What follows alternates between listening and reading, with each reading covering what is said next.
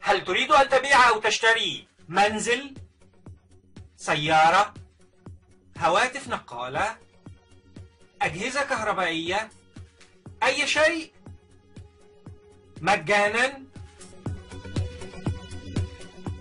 الحل سيلت فور مثل الوسيط ولكن مجانا. بقول للسيسي انذر، اعرف ان انت صنعت طالبان جديدة وصنعت القاعدة جديدة في مصر. كل الجموع دي هتتفرق جماعات استشهادية وهيدمروك وهيدمروا مصر، وانت اللي دمرت مصر. انت فعلت مجاهدين جداد واستشهاديين. اعرف لو كل واحد من دول، لو كل واحد من 10 فجر نفسه في مجموعة، فانت السبب. انت اللي عملت الارهاب وانت اللي ابتديت بيه. انا بنذرك، رجع الامور لنصابها، والا هتلاقي الجموع دي كلها هتفجر مصر.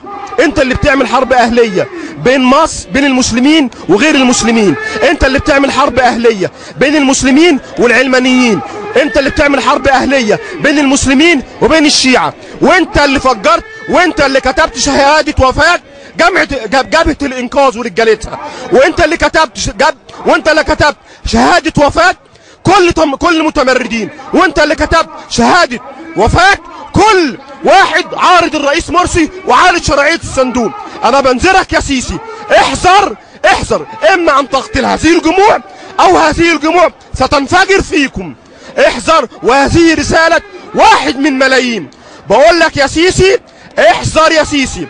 انت عملت طالبان وانت عملت قاعده جديده في مصر. انت اللي صنعت الارهابيين. واقول لك كده، وخد الكلام ده عبره، وبكره تشوف. السلام عليكم ورحمه الله وبركاته. انا بقول لعبد الفتاح السيسي، مين اللي جابك؟ مين اللي جابك يا كلب؟ مين اللي جابك؟ المرسي هو اللي جابك. انا ولا اخوانيه ولا حاجه، انا ست مصريه متدينه. وانا بقول لك انا بقول للنصارى كلمه واحده، انتوا قاعدين جنبينا، احنا هنولع فيكم.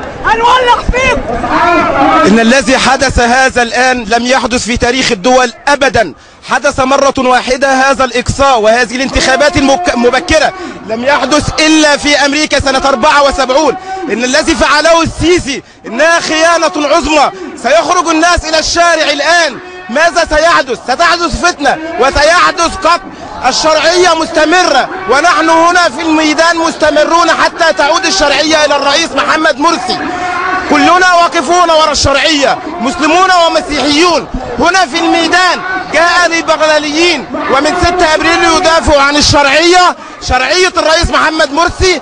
الرئيس محمد مرسي هو الذي أتى بالسيسي. الآن السيسي ينقلب عليه إن هذه خيانة من أمريكا. إن البنتاجون اليوم يقول إن السيسي جاء له اتصالين من أمريكا لينفذ تعليماتهم. هذا حرام.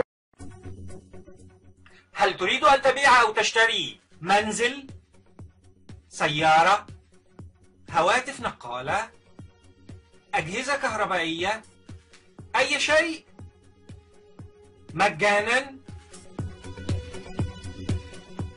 الحل سيلت فور مثل الوسيط ولكن مجانا.